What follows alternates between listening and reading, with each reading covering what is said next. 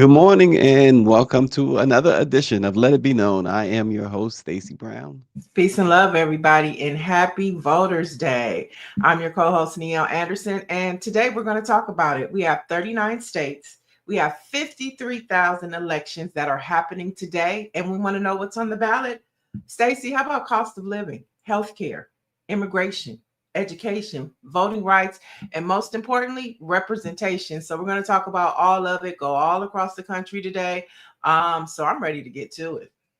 Well, we do have a couple of guests this morning, but first, our producer has, let's see what our producer has for Mama, us. did you feel like he's the real deal? Oh, definitely. I can put my life online for him. You would put your life on the line? Yes, because he did put his life online for me. Incredible. He did it. Wait, how do you guys know each other? I worked with the New York Taxi Workers Alliance in the fight against the debt crisis. This is a crisis that started in the early 2000s when Mayor Bloomberg inflated the value of a medallion from $200,000 to $1 million to bridge a budget deficit. Mamadou and I went on a hunger strike. You guys both went on a hunger strike? 15 days. No food for 15 days. And then now you have to remember this. 9 people, 9 of my fellow brothers committed suicide. I know. How much was your debt?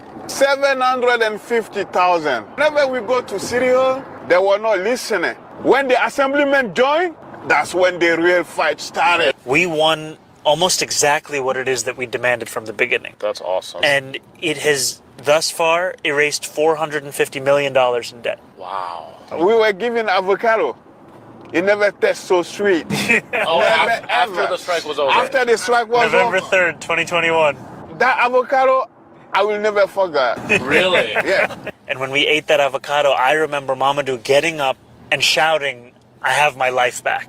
I have my life back. Mama, did you feel like he's the real deal? Oh, definitely. I can put my life online for him. Wow. I don't know if everyone is aware when he talked about the cost of a medallion, you can't operate a taxi, certainly in New York, without a medallion. A lot of these guys get sponsors to, it's almost like slavery, Lauren, right? They get these sponsors, and Bloomberg upped the medallion cost to $1 million, and they got to pay it off. They're basically working for a very small wage at that point because most of their earnings is going to paying off that debt. Yeah, exactly. It's a situation where I think Mamdani has really sort of captured the heart of like the blue collar New Yorker. There was a video that came out, Ryan Grimm, who used to be at the Intercept and now is at something called Drop Site, I think. He put out a video this morning that showed Mamdani right after Trump had won, talking to voters out in the streets of New York.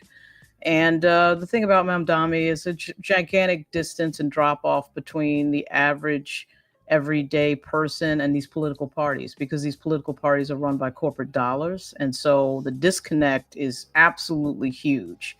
And, anytime you see a foreign policy issue dominate a race, I don't care which foreign policy issue it may be, and have people talking about issues outside of the city that they don't have anything to do with trash collection or paving the roads, something's up. And there's just a lot of moneyed interest involved in New York, as everybody knows.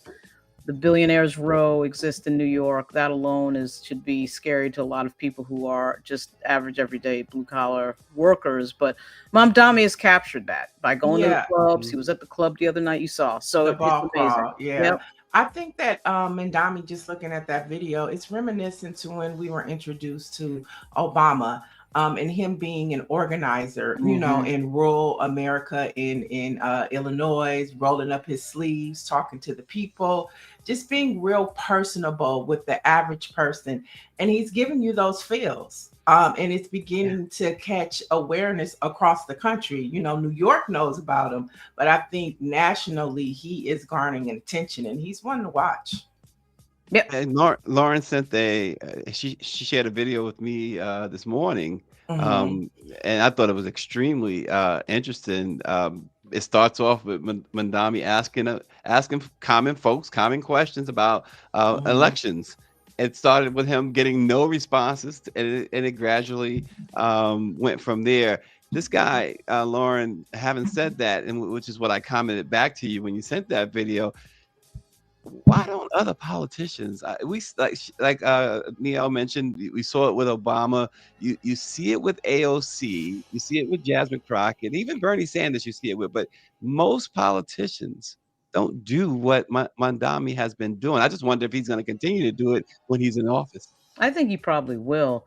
Well, the reason that most politicians don't do it is that there's a funding issue. If you are the regular, if you're the person representing the blue collar person, the middle class, you got to find funding. You don't have to find funding when you're representing corporations. The funding is right there.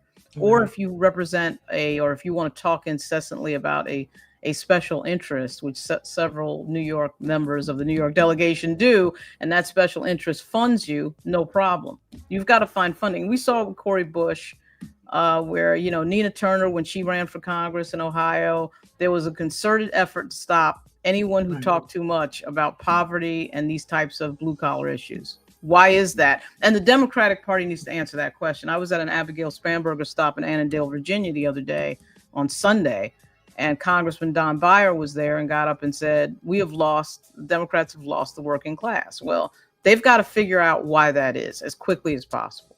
Yeah, you brought that up. In some of the elections that we will be watching today, of course, is New York. We have the race in Houston that who's going to replace Rep. Sylvester Turner. Of course, we're looking at California and Prop 50, but you brought it up, so let's jump into it. Virginia and New Jersey, a lot of eyes are going to be on those two states. Talk to us about why. Well, there is, of course, the statewide elections in Virginia for governor, lieutenant governor, and attorney general. And we are due to see a flip of all of those seats from Republican to Democrat. We have a Republican governor in Virginia and a Republican lieutenant governor. That lieutenant governor is running for governor, Winsome Earl Sears, and she is expected to lose by a big margin, by a margin of like 5 to 10% possibly. And if that happens, it's very likely that the Virginia House of Delegates, all 100 seats of which are on the ballot today, will gain several seats, maybe even about 10 for the Democratic Party. Right now, the breakdown in Virginia, it's a 100-seat member House of Delegates. That's 51-49 Democrat. And I suspect that by about 3 or 4 days from now, we're going to find out that breaks to about, 58, 59 seats for the Democrats, particularly if Abigail Spanberger gets, over 6, if she gets to 57 or 58. But what really everybody is looking at, of course, the attorney general's race between the sitting attorney general, Jason Miyares, and the challenger, former member of the House of Delegates, Jay Jones, primarily because Jay Jones had a controversy over a series of text messages written in 2020 to a Republican member of the House of Delegates, a friend of his, a good friend of his, I would say, back in 2022. And that became a thing. And of course, the Democrats that don't know how to message ceded the field to the Republicans and went dead silent for the first week of that situation, and are now suddenly starting to wake up to the fact that, wait a minute, it might be a bad idea to have a Republican attorney general at a time when we're seeing a lack of due process, a violation of the Constitution on a daily basis from the federal government. Have they? What's the situation right now? What does the early polling looks like for Jay Jones? Has that hurt him at all? Well, the early polls had him 5 and 6 ahead. When I say polling, I'm only really talking about 3 polls. I don't care about anybody else's polls except the ones that are typically accurate. That's the Washington Post, Schar Center at George Mason University. Number 2, Emerson. And number 3, the Wasson Center of Christopher Newport University and Newport News. Those 3 polls tend to be the most accurate. Everybody's got all their polls. There's all these little polls that come out. I would pay zero attention to any of them except those 3. Emerson, I think, was the most accurate 4 years ago. They've got Jay Jones ahead by like 2 points. Jay Jones was ahead by 5 or 6 points before October 3rd when the story about the text messages broke. And then we saw a bunch of polls that came out that I don't pay any attention to swing in the direction of Attorney General Jason Miyares. It would be very unusual. It's possible because Abigail Spanberger is running this Republican light campaign, and I don't want to criticize Donald Trump or say his name and all that. That's been her entire career. She came into Congress in 2018 when Trump was president, in that group of people that was sort of the anti-Trump Democrats. But at any rate, she's playing this sort of Republican light routine, as is Mikey Sherrill, who's going to probably come a lot closer, okay, than Abigail Spanberger. But at any rate, playing Republican light, it could be very complicating. You know, there's a theory that, well, some people will vote Republican on top, and then vote Democrat on top for Abigail, then vote Republican on the bottom. I don't see that. We've gotten the data in for early voting. It's exceeding 2021. That means a bunch of Democrats are showing up to give a big middle finger to Donald Trump. That should be good news for Jay Jones. Right. It should have been from the start with Jay Jones, right? I mean, I'm sorry to jump in, Niele, but that text message, as you said, even though it was a Republican, that was his good friend. How did that come out? It came out because the Republicans were likely sitting there waiting for him because everyone knew he was going to announce the return. He'd already run for Attorney General 4 years ago against the sitting Democrat in the primary, Mark Herring. So everybody knew he was going to run for Attorney General again. That was no big secret. Anyway, they waited and then they dropped it. I mean, they dropped it right when the ballot was codified, you know? So, I mean, everybody knew that was happening. So they waited. I mean, again, to your point, if it was such a big deal and you're so scared of Jay Jones, which of course is completely ridiculous, Jay Jones is he's sort of a bougie black dude from Norfolk who's the son of 2 judges. I mean, this is the least likely person in the world to be violent about anything, you know? So that idea is ridiculous. And so they waited and then they dropped it. Yeah, I want to give a shout out to Stephanie Morales. She's running to be, voted back in as district attorney for Portsmouth. Yeah. I saw Stephanie, yeah. I saw her in Norfolk a week ago. Yeah. And she's like she's one of the only few prosecutors that has prosecuted a police officer. And so wishing her well today. I want to jump into the chat. Orangey says, please get out and vote no matter what is on the ballot. Let your voice be heard. Vote in all elections. And David Youngblood says we need folks to sworn to the polls. That's why we're here this morning. Let's pivot over to I want to stay in Virginia because there's the talk. We talked about it a little bit last time you were here, but redistricting. How does today's election play into the future of redistricting in Virginia? The governor, interestingly enough, I don't want to say it doesn't have anything to do with redistricting, but it really is the General Assembly. And they have a sort of a 5-step process in Virginia that I won't bore the audience with, but it involves changing the Virginia Constitution, which involves action before a preceding election, which is why you saw them do this before the 4th of November. They had to take action before the 4th of November, and then they have to take another action when they come into session in January. So without getting too into the weeds, I'll just say this. It is likely that they will be able to control the situation such that they will be redrawing the congressional seats in Virginia, specifically the 1st and the 2nd district, which is the district of Jen Kiggins in the 2nd district, which is Virginia Beach, and then Rob Whitman's district in the 1st, which is sort of central Virginia a little bit, and then off to the right, to the Atlantic Ocean. But I'll just say that, that's likely to happen. The Don Scott, who is the historic Black Speaker of the Virginia House, is on the phone, I suspect. I'm going to go ahead and guess with Hakeem Jeffries. Hakeem Jeffries has been talking to a series of people. You might have noticed this morning that Maryland Governor Wes Moore has suddenly announced a redistricting thing, So, I mean, that part of this was trying to get other states that are blue states to try to take action to get rid of any Republican that might be nearby. So at any rate, that's probably going to happen, and you're going to see some fireworks in early January. So Lauren, let's before we go to New Jersey, she just flashed up the big race, the governor's race. Does Winsome Earl Sears have a chance here? A good chance? Anyone on the ballot, I mean, it's you got to say this, anyone on the ballot has a chance. I mean, it's just like, if your name is on the ballot, you got a chance to win, Right. It would be very unusual and probably unprecedented. Although Congressman Byer did tell me in Annandale on Sunday that when he ran for lieutenant governor, he was Doug Wilder's lieutenant governor. Okay, which is always funny because when you see pictures of Doug Wilder at the inauguration, you see Don Byer, the congressman, standing right there. At any rate, he said all the polls were wrong about his race, had him 9 points behind. And he won. It was Virginia's lieutenant governor. Now, I think polling technology has gotten a lot better. It would be a stunner. It would be Dewey beats Truman if she were to win. It has been a weird race. It's one of these really boring, nobody really says anything. Everybody's trying to avoid saying anything on the Democratic side. So Abigail Spanberger spent the entire race not saying anything in any detail. So that was weird. And then I won't say that she's, the real thing everybody's trying to figure out is how Black voters are going to show up or not in places like Richmond and Hampton Roads. I would say that Abigail Spanberger did a pretty good job, at least showing up and doing what you need to do to at least appear like you are trying to get Black votes. She didn't just blow up. She didn't do a Mikey Sherrill, just not show up. You can't do that in a 20% Black state.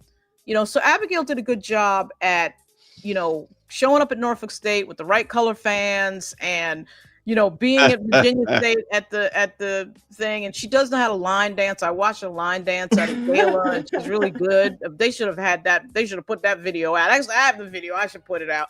So she is, let's face it. I mean, she is the whitest woman in the world running in a very diverse state at a very diverse time. But at the same time, if she wins, a win is a win.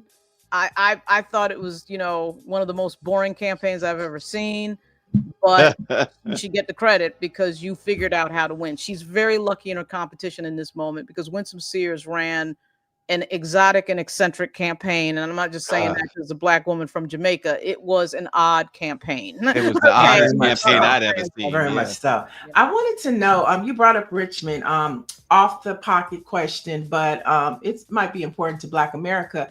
I know Kathy Hughes at one time was pushing for a casino. Right. And she pushed for it for a couple years, had it on the ballot. Do you know where that stands? Is she still trying to get the casino open? I think it was called Casino One. Right. Not that I know of. They're not trying. That was actually Churchill Downs. That was the money behind that. And they needed a Black partner to be able to market that, it's going to be a Black casino. This is not to say that Roger Liggins and Kathy Hughes were not involved, but they were sort of minority partner positioned when really Churchill Downs was the big money. And the mayor at the time was LeVar Stoney, who I will say I'm not a fan of, as in my involvement in Virginia politics for the Lieutenant Governor, Justin Fairfax. He was a frankly pain in the ass. But anyway, LeVar Stoney ran for Lieutenant Governor and lost. That casino was one of his projects. It failed because the people didn't want it. But there's a bunch of casinos popping up all over Virginia. Bristol, Norfolk is about to have one. And so, but the Richmond one that Kathy Hughes was involved in failed at the ballot on a ballot initiative and is unlikely to come back, but you never know. Okay. So let's jump to New Jersey, Lauren. How's it shaping up there? I've paid almost no attention to New Jersey other than to sort of look over and see that Abigail Spanberger's friend from Congress, Mikey Sherrill, is running, and then look over and see that you have some Black activists who have been unhappy. All right. They've written columns and caused, all sorts of commotion. No surprise. You guys might remember a few years back when the squad was at the pinnacle, and the squad, of course, is made up of Black and a Latina lady and 3 Black members of Congress. There was a piece that Dana Bash did called The Badasses, and the Badasses were these white women in Congress with these security, backgrounds. And Mikey Sherrill and Abigail Spanberger were those 2 people. It was one of the most ridiculous pieces of journalism I've seen in a long time, because I think they're just trying too hard to win the attention that AOC and these people win this attention because of issues, because they talk about things that people care about. So when Jasmine Crockett and Alexandria Ocasio-Cortez do a live on Instagram, that blows up because they're talking about things that people care about. It doesn't blow up because of marketing, or there's this idea that, she's blowing up because she's savvy on social media. No, Bernie Sanders and these people are talking about things that corporate political types don't like talking about. And so, you know, Mikey Sherrill falls into this category of the Abigail Spanberger category. You're going to hear a lot after this election about, oh my God, the Democratic Party has found itself and we've got to run moderate Democrats. Get ready for that, because that's going to fall on its face pretty quickly, because the base is going to be like, and what do you got for us? But we'll see. I think Mikey Sherrill's going to win. And Jack Ciattarelli, how do you pronounce it? Ciattarelli. Ciattarelli. Okay, well, he ran before, as you know, and here we go again. I just think he's going to lose, but I think it is going to be closer. Yeah, there's so before like let's sum up, you know, like we're looking at today. It's a huge day for elections, probably the biggest election day this year. At the end of the day, Lauren, whether it's Democrats that win, what does it look like for the future? Or if Republicans win, what does it look like for the future? Well, I think the Democrats are going to win. This is a referendum on Donald Trump. There's no doubt about it. It is the mood of the country. It is the one way that voters can voice their dissent about what's going on in this country. And it is very likely that the Republicans on the ballot today are going to be punished, and they're going to be punished badly. I predict a sweep in Virginia. Even with all the drama of the Attorney General's race, when I get up from this interview, I'm going to drive to Henrico County and see Jay Jones at something. So I will just tell you that people are not stupid. You know, they understand that, you know, writing some controversial text message to a good friend of yours in private that is quoting the show The Office is not the same as tearing down the East Wing of the White House, violating the U.S. Constitution, and renditioning people to El Salvador. Those are two different planets, okay? And most people, and I don't know why the Democratic Party can't message that, most people understand that when they vote. They're not looking at all of these things, but the commercials as I don't know whether you can see it where you are, Stacy. Well, you know, you guys cannot probably see it where you are geographically, but the commercials would knock you out if you were in the, in the area of Virginia, D.C. or Maryland. Yeah. The commercials have been nonstop against Jay Jones. They have a way of vilifying Black elected officials that is epic. And parties got to figure out, Democrats got to wake up to the new technology and the new communications of this world. But I think this is going to be a wake-up call for the Republican Party. I think Lauren, which... Oh, go ahead, Stacy. Yeah, which of, if the Democrats win, when you look in Virginia, Jersey, New York, across the country, really, which has the chance, most likely, which Democrat you think, if any, has the most likely chance to be a John Fetterman or a Joe Manchin? Hopefully nobody, but this dude up in Maine, you know, that they've forgiven, you know, oh, you've got a Nazi tattoo, no problem. I mean, you know, I think he's probably the most likely person. The Democratic Party has the thing of wanting to please everybody and not wanting to call a thing a thing. And on the other side, the Republicans have no problem throwing somebody out that becomes annoying. But I do think Fetterman's going to be primary. There's no doubt about that. He probably should have never gotten in there in the first place. The funny thing, I actually met him when he was a lieutenant governor. He's lieutenant governor of Pennsylvania. Justin Fairfax was the chair of the Lieutenant Governors Association at one point. And so we met John Fetterman, who struck me as an average dude. And he's just become incredibly annoying. His entire brand has now become attacking the Democratic Party. Now, if you were mad at David Hogg for doing that, why aren't you mad at a sitting U.S. senator? Remember, the argument against David Hogg was, well, you can't attack us from the perch of the DNC. Well, why can he attack the party from the perch of being a sitting Democrat in the U.S. Senate? I don't know the answer to your question, Stacy, but there's always that whole thing is a push-pull to me of race. It is white Democrats not wanting to brand to the Black part of the Democratic Party and wanting to be just conservative enough or Trumpy enough to be able to tell voters, I'm not really with all of these people. Yeah, I'm a Democrat, but I'm not really with these Black people on the left that are crazy that want to talk about socialism. That's always the game with white Democrats in this era. Yeah, especially when you talk about Fetterman and you see him hanging out with Republicans in D.C., having dinner and conversations with Steve Bannon. That is definitely problematic. But before we let you go, I think you brought up a good point about Democrats and getting their talking points together, because they do, when you know, you were talking about the ads, they have a way of just painting Trump as the boogeyman. But to your point, when you talk about like the AOCs and the Jasmine Crockett's, they go viral because they're talking about the cost of living. They're talking about healthcare. They're talking about immigration. They're talking about why representation matters. And like, I mean, I hope that the Democrats can figure that out sooner rather than later. Before we let you go, what other races are you going to be paying attention to today? Oh, I'm paying attention to a bunch of races that almost nobody else would be paying attention to, which is a bunch of House races in Virginia. There's a besides Virginia, I want you to outside of Virginia and New Jersey. What about Detroit? Are you looking at the mayor's race there? No, I mean I'm looking at Prop 50. I'm not looking at Detroit. I'm barely looking at New Jersey. The only other thing I would look at outside of Virginia is New York, because of course my father was from New York. I grew up in New York. I was born in the Bronx. My mother is from Virginia, from Emporia. So I only really pay attention. I worked in Virginia politics and New York politics. I only pay attention to New York and Virginia, because to say that I'm an expert in Detroit would be ridiculous. I don't know nothing about Detroit other than the very basics, you know. And so I will pay attention to Mamdani and what percentage. And I'm convinced that Curtis Sliwa is going to be somebody that a lot of people are going to be angry at. You know, these people who run again and again and lose again and again are annoying. Okay. And I'm not a huge fan of Bill Ackman, but I get what Bill Ackman is saying.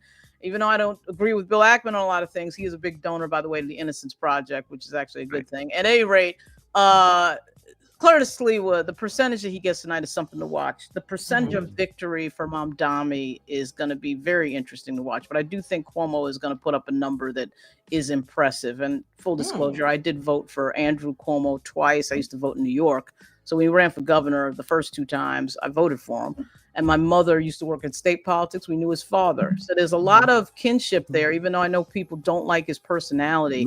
I'm one of the people who tends to think the Democrats need a few ass kickers. They need a few people that you would be scared to have date your daughter, you know, because it's like building a football team. Not everybody can be a member of the, you know, Vienna Boys Choir. You know, we live in the age of Trump, and the age of Trump, you need a few people that are ruthless. And Andrew Cuomo is that guy, but progressives want the warm, fuzzy embrace of Mamdani. I get it, because as somebody who I'm part of a team that pays taxes on a large property in Brooklyn, New York, and I'm telling you that it is not easy at all. And my, grandmother bought it again when it was a single-family house. It's unthinkable now that you can buy a piece of property in New York. That should not be the case. Should not be the case. Well, let me just say this: Andrew is nothing like his father. His father was a different breed. His father was an awesome dude by all appearances. I got you. I lived under Mario, and Mario was a different breed. But before we let you go, you got to get your Mario was unbelievable. He was. You got to get your thoughts on Dick Cheney. Died at the age of 84 yesterday. Anything you want to say about Dick Cheney? Well, the best thing about Dick Cheney, of course, is his daughter, Lynn Cheney. Dick Cheney, of course, was one of the most dominant vice presidents in American history. He might have even been the most dominant vice president, because he had kind of a goofball president as his partner in George W. Bush. And, you know, from a personal experience, I had some really good personal experiences with George W. Bush. He was actually a very nice dude and very affable and very connecting. You know, it is weird that we get this news on election day, although apparently he did die last night. But yeah, he's a historic vice president. I mean, you go down in history as one of the most influential vice presidents in terms of influencing the president that he was serving. My favorite personal story goes back to when in my other life, I used to be a photographer for Associated Press. And you remember the famous story with Dick Cheney where he shot the friend on the hunting trip, shot the friend in the face, and he shows up in Washington and basically hides for like 2 or 3 days, and nobody can get a photo of him. And he walks into the Capitol, and I'm in some back hallway, and I run right into him and take a photo that ends up on the cover of the New York Daily News and all this, New York Daily News and the New York Times. It was crazy. And that kind of won me. I was a freelancer for AP, so you're not supposed to be able to get that as a freelancer. So all my colleagues at AP were angry, other than the editors. They were thrilled. But Dick Cheney just sort of looked at the camera and smiled. kept walking down the hall. He was obviously kind of this cold figure that we see in Russian spy novels, but certainly when that first biography comes out, we're going to learn, probably if we haven't already, about how powerful he was. He was huge character in terms of American politics, understanding how to control power. And, it was for good and for bad at times, as we know. Yeah. Wow. All right. Well, I mean, we got to have you back for post to see, what happened at the end of the day. So thank you for joining us this morning and updating us. Yeah, no problem. I'll be on Roland Martin tonight at I think 8:00. He's going to be on from 8 to midnight, but I will be in Richmond before that. And there's nothing more enjoyable, I don't care what anyone says in politics, than being at a losing party. This is going to be a winning party. But I've been at losing parties, and I don't care what anybody says. That's way more entertaining. It's great seeing you guys. I will throw the video out there, and I'll be talking to you soon. All right. All right, Lauren. Thanks as always. All right. All right, so we were just on the East Coast. Now let's head to the West Coast with journalist and political strategist Jasmine Canick. Why don't you come on into the conversation? Good morning. Good morning. Good morning. Welcome. Now I looked at your pronouns are try and me. Yes. That's hilarious. And you say you're politically. But don't do that before coffee. Oh, do you have your coffee? All right. So Jasmine, we were just on the East Coast talking about New Jersey, New York, what's happening in Virginia. Now let's talk about what's happening with Prop 50. What's the word on the street? What are voters saying here on the West Coast?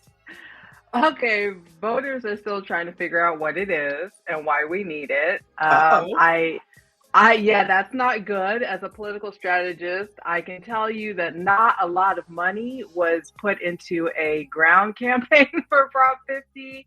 And I think because most people didn't even know we had an independent redistricting commission, let alone know what redistricting is or the significance and importance of it, and how it plays into the national story of politics that's playing out right now, I think that the Democrats really should have invested that money. What I've seen in the last week is a lot of money being dumped into digital and a lot of money being dumped into radio and some television. But we had quite some time to do a campaign. And I can tell you, as someone who designs political mail, reads political mail, sometimes saves it, I judge political mail on what I think is good and what I think is bad. I got 5 pieces of no on Prop 50 and 0 pieces on yes on Prop 50. And I think for me, even in 2025, when you know your high propensity voters, the voters that you know are going to turn out every single election tend to skew older, they still want that piece of mail. And I just thought, this is pretty risky. Just basically dumping most of your money in digital, and I think hoping on vibes and goodwill, just say it's against Trump and folks will show up. Look, Californians have a hard time showing up for regularly scheduled elections, let alone a special election. So it'll be interesting. All the polling numbers are saying that it's going to pass. I'm still not convinced everybody knows what it does, or what it can do rather, but it's going in the right direction. Wow. David Youngblood is asking, is a sweep in the offing in California? How are you seeing this right now, Jasmine? A sweep? A sweep. Democrats winning everything. So I don't know to what win. I don't know what a sweep would be, because this is a special election. So there is Prop 50. That's there's no Prop 51, no Prop it. 52, no governor, no sheriff. So, but what people do need to understand is that it's a long way from bended knee to the altar. If voters do approve Prop 50, that's just half the battle. They still have to show up in 2026 to flip those seats blue, right? This is just paving the way for Democrats to possibly pick up 5 seats. Folks still got to run campaigns in those areas and win those seats. This is not handing Democrats 5 seats. And so, folks, this is not the end. You know, you still have to show up in 2026, which is going to be a pivotal election across the country, not only in California. Right. So, Jasmine, what I love about you is you always localize politics. And so we have 39 states. We have 53,000 elections that are happening on a local and state level. Talk to us about, Stacy will tell you, I'm always talking about how the change is going to happen on a local and state level. But talk to us about why today state and local elections are happening all across the country. Talk about why today is so important to citizens in this nation. So first of all, every election day is important. You should know your zip code. You should know the zip code that you live in. If you know what is going on in DC, but do not know what is going on at your city hall, with your county government, with your state government, you got a problem, okay? Voting is not the only answer to our problems and issues in this country as Black folks, but it is one way that we participate and one way that we can help in this particular age and time save our democracy. And that means at all levels. Right now, what you have is, look, I'm a delegate in the Democratic Party, so I'm not going to speak to you bipartisanly. I'm not going to speak to you on behalf of Republicans because I could care less. But I will say that you have a lot of MAGA Republicans who understand their assignment, and their assignment is to infiltrate the water board, infiltrate the school board, infiltrate the college board, take up those council seats, get into the mayor's office, get into the legislature. And so folks need to understand that, yes, a lot of those offices, all of those offices are nonpartisan, but they're partisan, And so when you find yourself with a new majority of MAGA Republicans on your school board, that's how you all of a sudden have these crazy policies about trans students and banning books and, things like that. Or on the water board, all of a sudden they want to strip out, the process to clean your water because they think it's irrelevant and it's a hoax, So you've got to pay attention to what's going on locally. And as I love to tell people or remind folks, whatever happens in your zip code, whatever happens at your city hall or your county government, it's going to affect you way sooner. When they raise my LADWP bill down at City Hall, trust me, I feel that a lot sooner than anything coming out of Washington, D.C. Now, what's coming out of Washington is going to affect me, but you raising my property taxes, you raising my water bill, my light bill, my trash bill, that affects me immediately. Now I want to quickly go back to Prop 50 and the, like you said, the lack of groundwork.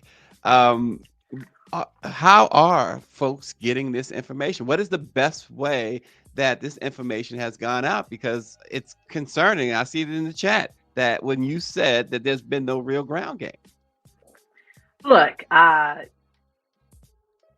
it's hard for me a little bit because I'm such an informed voter, right? I'm one of those people that pay attention. And so I have to step outside of Jasmine into the mindset of someone who is just la-di-da-di-da through life and politics. And I don't know how you do that right now.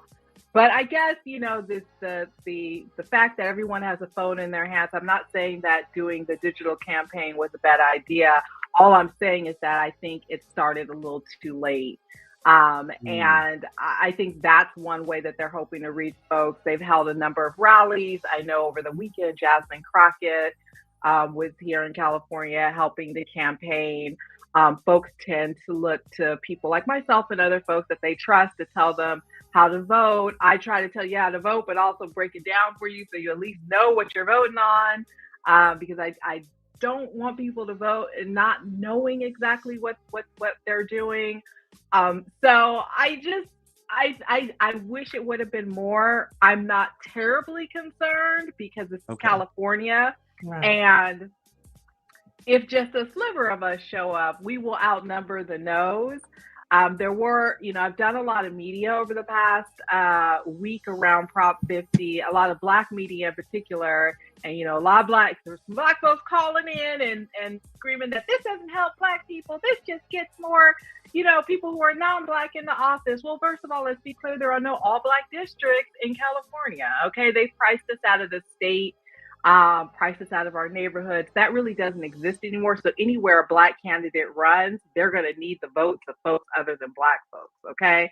And I've heard that Prop 50 doesn't help democracy, or it doesn't help black people, rather. It only helps the Democrats. Well, let's be clear, over 80% of black folks are registered Democrats in this country. So that argument doesn't jive at all. But when you talk about the national landscape and the fact that we have a president who is doing mid-decade redistricting, trying to pick up extra seats so they can get that basic supermajority in both the House and the Senate so that they never need another Democratic vote for anything. I think if California can pave the way to pick up 5 additional seats to offset the seats that are being made up in Texas and other red states, we are absolutely helping black people. Absolutely. I love that. Before we let you get out of here, I want to get your thoughts on what's happening in New York. And I want to get your thoughts on Mandami. What do you think about him? What do you think about his future? Talk to us about your thoughts. I've been watching what's happening in New York. I was in New York earlier this year. I've watched all year the campaigns that have been started and ended. And I find it really interesting. I guess the part that I find really interesting about this particular race is, one, it's local, but its implications on the Democratic Party and the future of the Democratic Party. So there are a lot of old school Democrats who don't like him, don't like his politics, yet and still they like the fact that he has energized a base of voters that normally doesn't get involved, doesn't come out. Well, that base of voters is the future of the Democratic Party, and so is he, because that is the direction that folks want to go. Folks are hot about things right now, and plug in now because I say it everywhere I go. If any Democrat in the House votes with MAGA to cut our health care, in Cardi B's infamous words, we will have beef forever. I am not supporting folks who do that, re-electing folks, none. And that is the attitude that a lot of folks who support Mandami have, and that is that's the attitude that a lot of folks have across the country. It is a changing time. People get older, the party is changing. We are tired of this sort of old guard, bring a hug to a knife fight attitude, this kumbaya, this, if they, go low, we go high. No, if they go low, we scorch the ground, we go to hell, we drag them down there with us. That is the attitude a lot of folks have. And so I find it interesting that the Democratic Party has pushed back so much against this man, but want his base to be their base, but it doesn't work that way, because you have to have their politics and understand where they're coming from. So I love to see it. I love to see when a local race has such far-reaching implications for the Democratic Party. That's a mayoral race. That's not a race for Congress. That's not a race for the Senate. And folks are showing up and turning out, and I love to see it. Awesome. Well, Jasmine, thank you so much. This has been helpful, a whole lot helpful. Right. Thank you so much. Well, thank you so much. It's always great to see you both. Niele, thanks for reaching out and having me on this morning, and great to see you, Stacy. Great to see you as well. Peace and love. We have a few more headlines to get through. Stacy, you want to go one for one? You do one, I do one?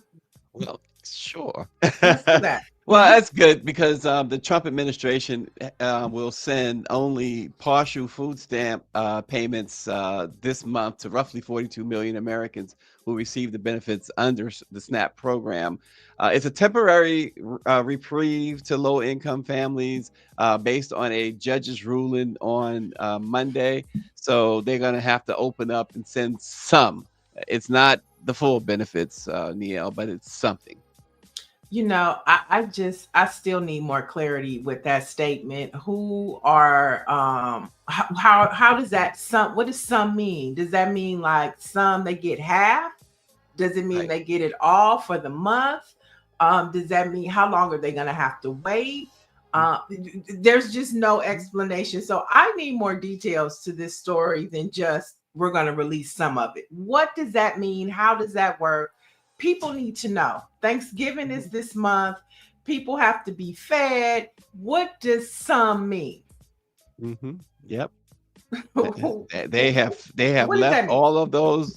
They have left all those blanks, and that is why it's so important that you have governors like Westmore and other governors who have said Gavin Newsom, Gavin Newsom, we are going to Hochul. fill in the gap there.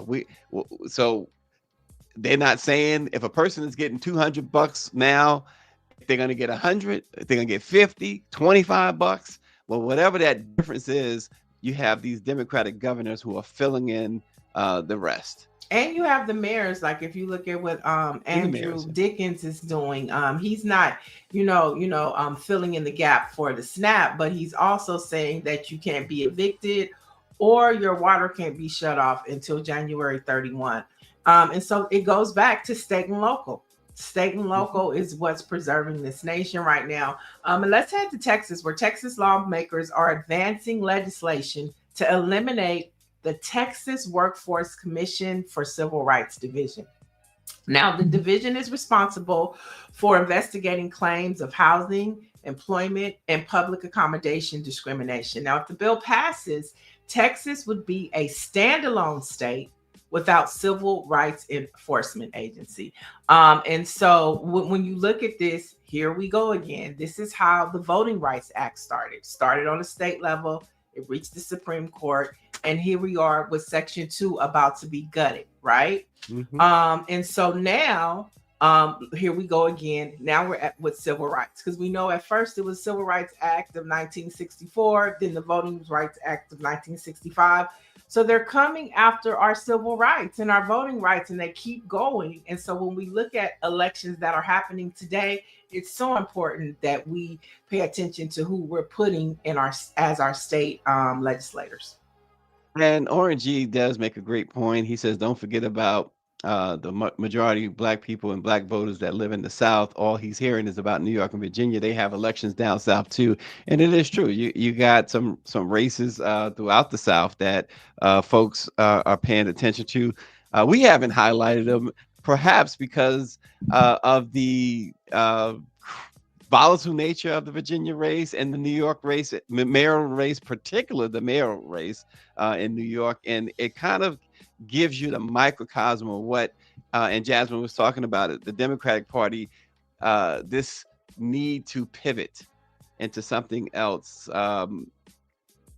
Perhaps that's just one reason, Orangey. It shouldn't be an excuse. We have to keep our eyes on all of that, because we do have folks interested in the South too, like yourself. Right. Well, we know in Texas that today on the ballot, Rep. Sylvester Turner's seat, which was formerly held by the late Sheila Jackson Lee, who was a real big advocate for reparations with our HR 40. That seat is on the ballot today. And we know that we had Isaiah, who's the youngest millennial running for that seat. And then we had Yolanda Jones, who was one of the legislators that left Texas when they were doing their redistricting. So that is a key seat that people are paying attention to. And the waters are muddied in Texas because they passed that redistricting, which was why we have a Prop 50. So we are watching what's happening in Houston. We're watching the mayor's race. I think her name is Sharon. Is her name Sharon? I'm trying to get her on the show. But she is poised to be the first African-American female to be the mayor of Detroit. So Detroit is one to watch as well. We're paying attention to all of them. These are just like the standout races that I guess have national attention to Dr. Jones says, it just blows me away that these people, Trump, Mike Johnson, they tried to get away with this, and it took the courts to say, no, you are not allowed to do this.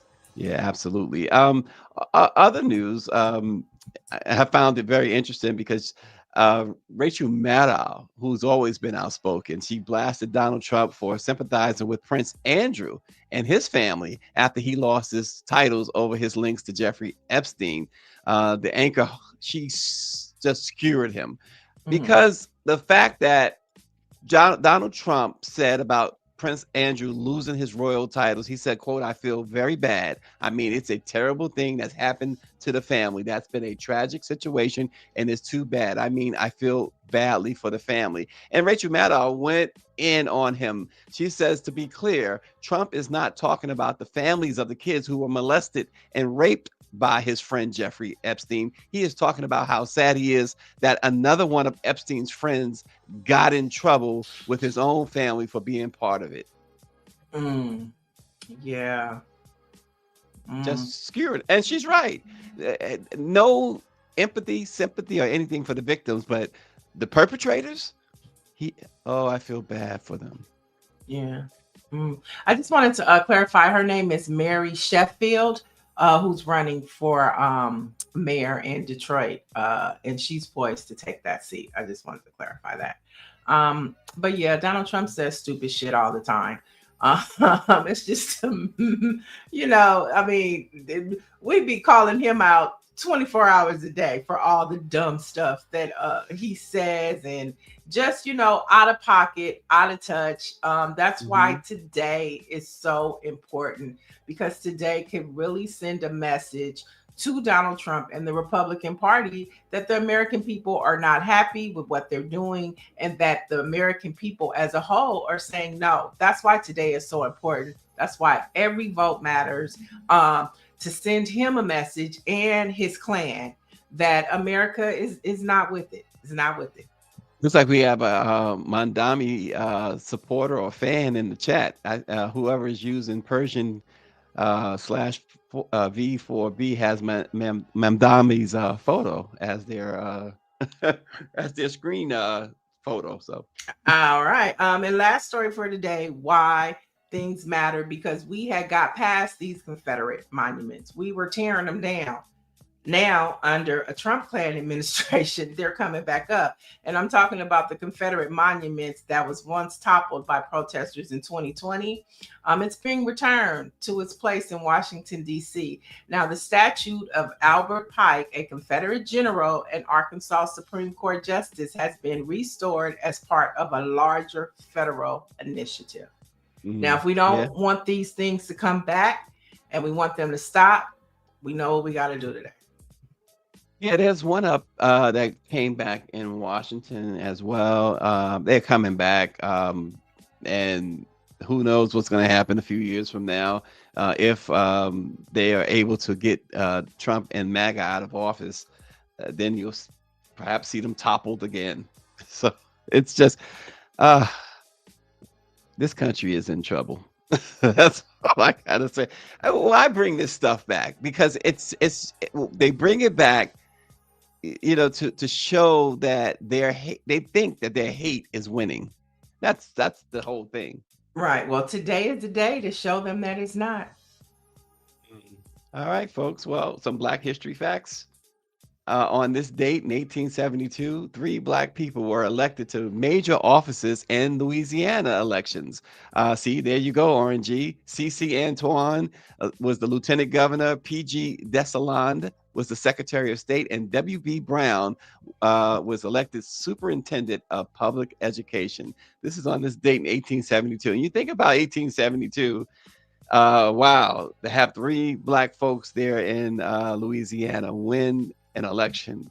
Wow, you talk about a minor miracle right there. Right. And we're talking about state and local elections. How that's beautiful. We're talking about state and local elections, and here we have in 1872, Black people were still moving forward and in politics. I think that is a great way to end. And then let's jump to 2008, where on this day, Barack Obama was elected president of the United States of America.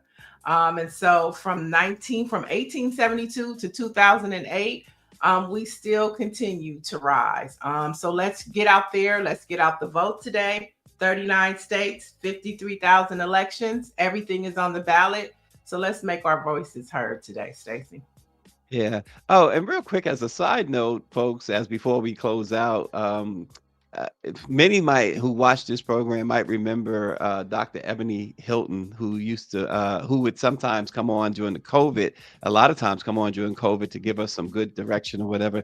Well, Dr. Hilton just had twin girls, so congratulations to Dr. Ebony Hilton, and they are beautiful. She showed me a picture of them, absolutely gorgeous, from the University of Virginia Medical Center.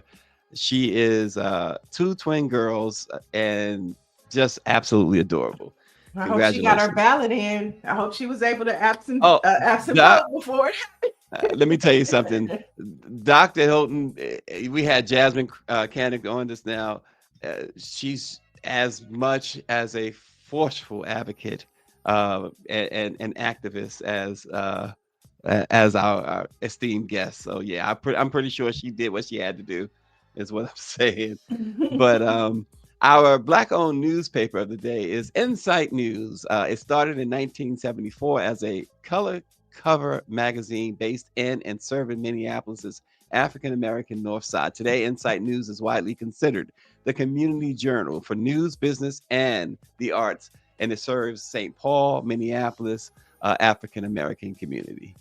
All right, you guys, and for the latest in Black news and all things election, you definitely want to check out BlackPressUSA.com. And if you have any problems at the polls or going to vote, the number you should call is 866-R-VOTE. That's 866-R-VOTE. If you have any problems voting today, we'll be back tomorrow with the post show of what happens today, y'all. And we will see you tomorrow, folks. Thanks for joining us.